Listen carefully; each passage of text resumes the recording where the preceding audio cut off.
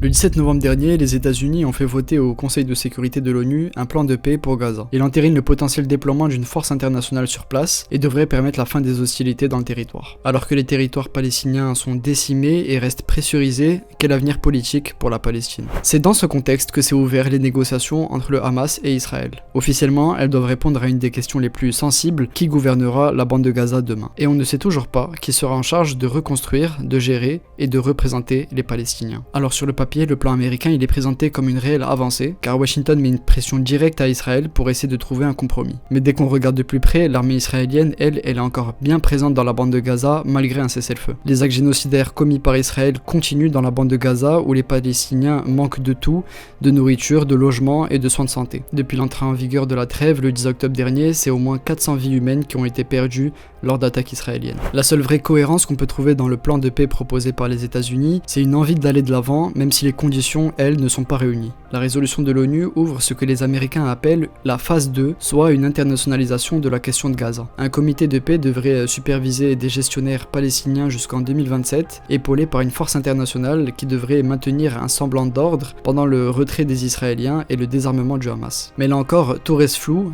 qui va décider, au nom de qui et avec quelle légitimité? Qui va réellement gouverner Gaza? Le Hamas a déjà indiqué qu'il ne souhaitait plus administrer le territoire, mais refuse de déposer les armes sans un horizon politique clair vers un État palestinien. De l'autre côté, Israël et ses alliés occidentaux considèrent le Hamas définitivement disqualifié après les attaques du 7 octobre. Il reste alors l'autorité palestinienne qui officiellement devrait un jour reprendre la main, mais sur le terrain elle est affaiblie et décrédibilisée auprès de sa population. La question de qui gouvernera Gaza demain reste ainsi ouverte.